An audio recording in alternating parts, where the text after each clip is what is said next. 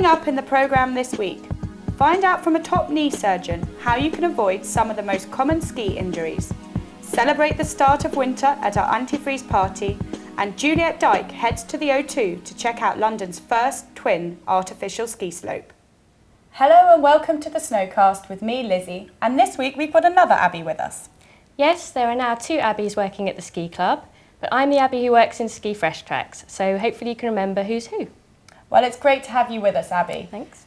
Now, if you've ever had a ski injury or you're really looking to avoid getting one, well, we've got some great advice for you from the team at Wimbledon Clinics. Well, about a third of all injuries suffered by skiers occur to the knee, and without a doubt the commonest is an injury to the medial collateral ligament, which is the ligament on the inner side of the knee.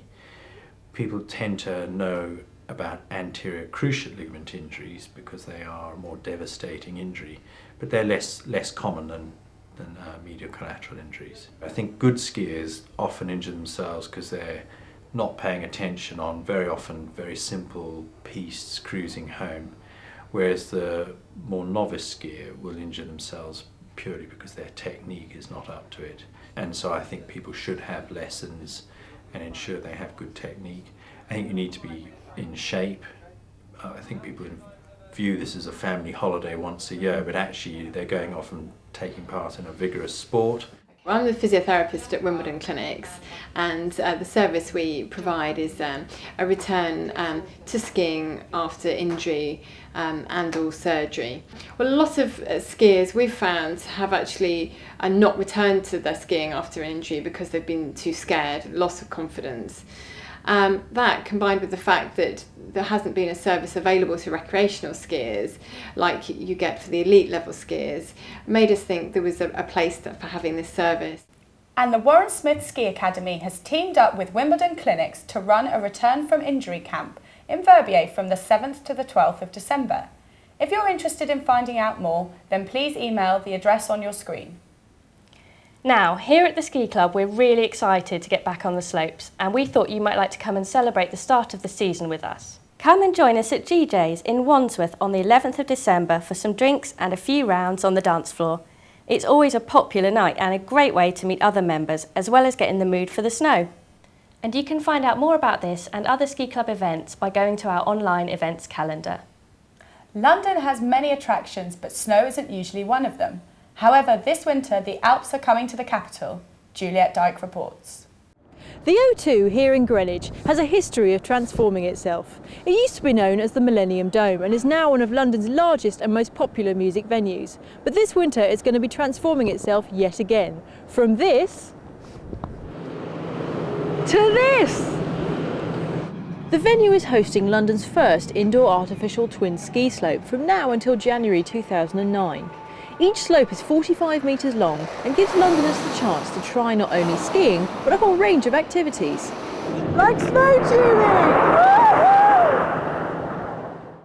The slopes are the brainchild of Chris Southwell, a British snowboarder and events manager who puts together the kickers for the Metro Ski Show each year. The whole idea of the O2 came about a concept that me and my brother and Warren Smith had about where we wanted to organise like a big air competition actually inside the arena. And during those meetings, the O2 sort of progressed the idea more of maybe having like a dry ski slope within the O2. And there's no other sort of ski slope in London, let alone an indoor ski slope in London. So for people, it's great access for them to try skiing and snowboarding, and also just to have a great day out with the rest of the family. Now, some people might say that an indoor slope is no substitute for the real thing. For me, this is the perfect place to come and get my snow legs before the season starts. But what do other people think of it? It's much easier to feel like how you're doing when you're indoors because there's no distractions and no one flying past you, so you can just focus on the way your body moves. Well, I think it's more difficult than snow. I think that I can't work out quite what it is, whether it's the sort of the surface catches your edges a bit more or whether I'm just completely uncoordinated. If you've never been snowboarding before and you want to come and try and test it out, I reckon this is the perfect place to come and do it, especially because it's in London. We don't have anything like this anywhere else in London. You have to go like to, I don't know, maybe Milton Keynes to get somewhere anywhere near as good as this. So it seems that Londoners are happy to see the slopes come to the capital. But you better get down here quick before the O2 transforms itself yet again. And now for the snow conditions.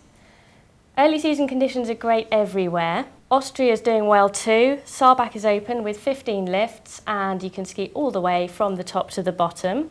A light snow for next week. Well, in France, heavy snow is expected over the weekend with up to 50 centimetres in some resorts. Now, just for a couple of openings, in the Port du Soleil, Avoriaz is going to open on Saturday, and down in the Three Valleys, both Courchevel and Meribel are opening for skiing as well. In Switzerland, it's really quiet. The conditions are cold but sunny. You've basically got the mountain to yourself, and heavy snow is forecast for the weekend, 30 to 40 centimetres. Well, it's also sunny and cold in Italy, and good news for Bormio. On Thursday, they open 9 more lifts and some snow is expected this weekend. In Andorra, all of our reported resorts are open, and in Solda, 60 of the 63 lifts are running. And up in Scandinavia, Norway is expecting snow this weekend, which is good news for Voss because they need a little bit more before they can open. In Sweden, both Åre and Sälen have had new snow this week, and Sälen now has 23 lifts open, providing some great skiing. In Germany, we've had a light dusting Wednesday night and Thursday night, and Feldberg and Garmisch are open. Weekend has light snow. In Bulgaria, there's only Banska open, which unfortunately is suffering slightly because it has been mild this week, but they do have 2 lifts open, providing access to some slopes. In Scotland, all resorts are closed on Thursday, but hoping to open at the weekend are the Nevis and the Lecht ranges. And over in America, Colorado has had a great week for snow. I've just heard this morning, it's 5:30 in the morning there, and it's already snowing again, so it should be a good day if you're there. Deer Valley, Durango and Snow Basin are all hoping to open this weekend. And over on the East Coast, there's also some good news as snow is expected from Saturday. In Canada, not everything's open yet, unfortunately, and some resorts have postponed their opening. Whistler is open, but it has been raining on the lower slopes. And in the east, it's pretty dry, but in Tremblant, light snow is falling, and there should be some more on Thursday and Friday. Well, it looks like if you're heading out to Europe, you're going to have a great weekend. And on Ski TV this week, follow Scottish boarder Leslie McKenna as she explores Jackson Hole and finds that sometimes there can actually be too much snow. We've been looking at these lines above us, just through the clouds and snowstorms, and thinking, when it clears up, they're going to be amazing to ride. And so far it hasn't cleared up, and so far the weather forecast looks like it's not going to clear up. We've had to stay quite low down in the trees. We've been riding some pretty fun stuff. We've found some pillows to ride and little rock drops and just, stuff in the trees. So that's it for this week. Remember that we have a Ski TV group on Facebook where you can catch the latest Snowcast and also leave us any feedback.